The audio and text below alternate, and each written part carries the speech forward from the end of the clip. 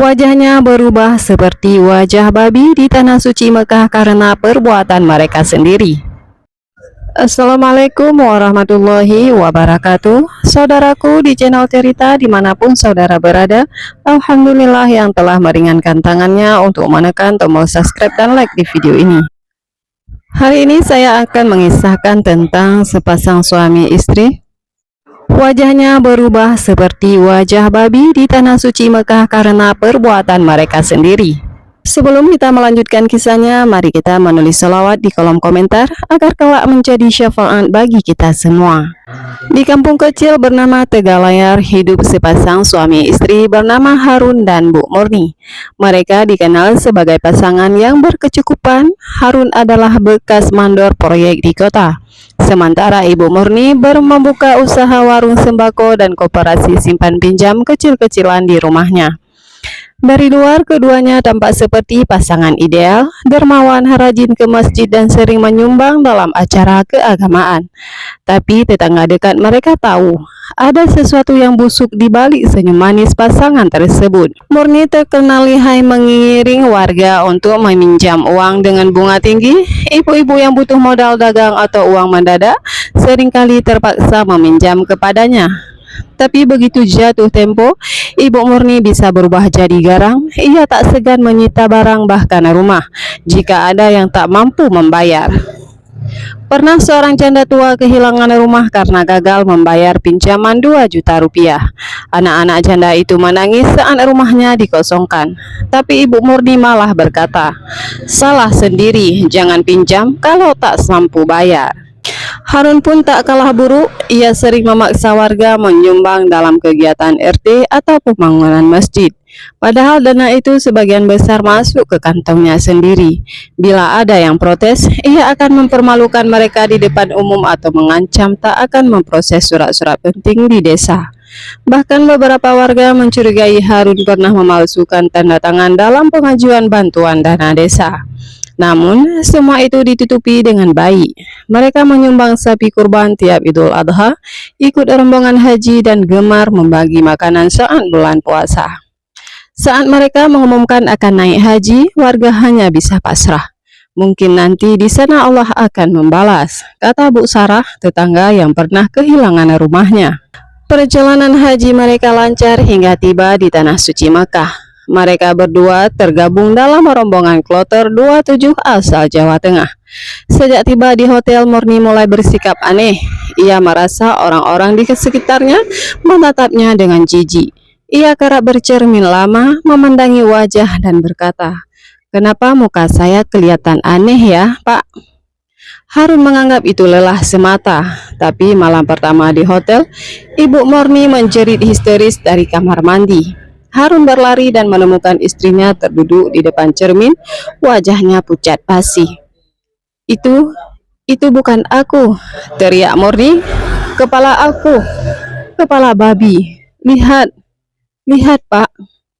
Harun terperanjat, tapi saat melihat ke cermin tak ada yang aneh. Wajah Murni masih seperti biasa, tapi istrinya terus menangis sambil menutup mukanya. "Aku dikutuk, astagfirullah."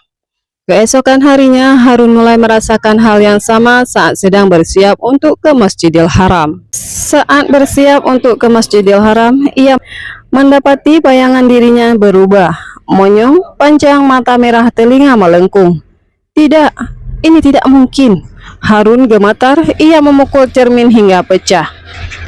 Darah mengucur dari tangannya, tapi lebih menyakitkan ada rasa takut yang menghantui pikirannya. Ia merasa seolah setiap jamaah yang menatapnya tahu tentang wajah barunya. Selama beberapa hari pasangan itu hidup dalam ketakutan. Mereka menolak keluar dari kamar hotel, tidak ikut rombongan ke Masjidil Haram. Saat akhirnya dipaksa oleh ketua kloter untuk ikut umrah wajib, mereka mengenakan cadar dan masker tebal. Meski tak ada wabah, di pelantaran Ka'bah, Murni kembali menjerit. Mereka lihat wajahku." Orang-orang menoleh, sebagian mulai merekam dengan ponsel, bingung melihat wanita berjubah putih dan menangis sambil menutupi mukanya dengan kain. Harun berusaha menenangkan, tapi justru dirinya ikut panik.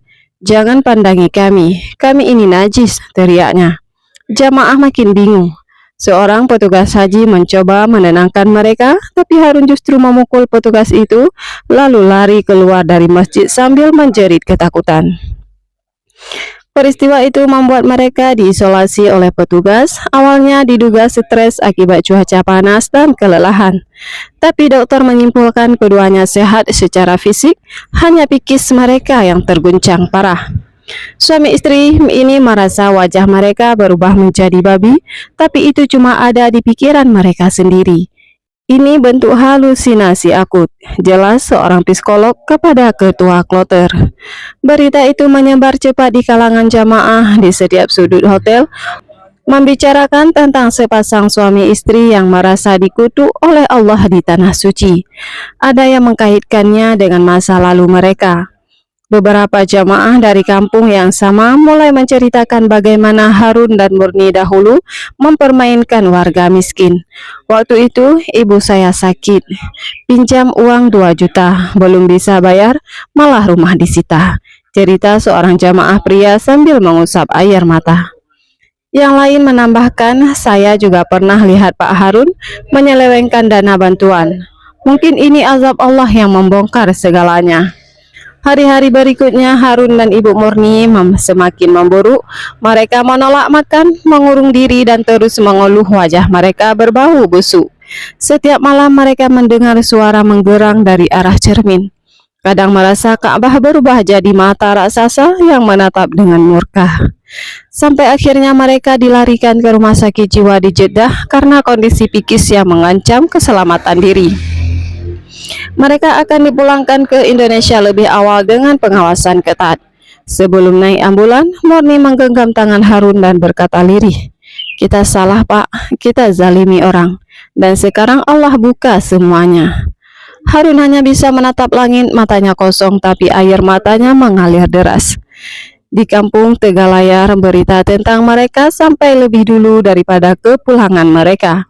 Banyak warga yang bergidik, merasa itu pelajaran besar, tapi sebagian justru menangis bukan karena simpati, melainkan karena akhirnya keadilan datang, meski lewat cara yang tidak terduga. Azab Allah itu nyata, kata Bu Sorah sambil mengelus cucunya. Sekarang kita tahu, tak semua orang yang di tanah suci pulang dengan cerita indah. Begitulah kisahnya. Kebenaran datang dari Allah, kesalahan datang dari saya sendiri. Akhir kata, wassalamualaikum.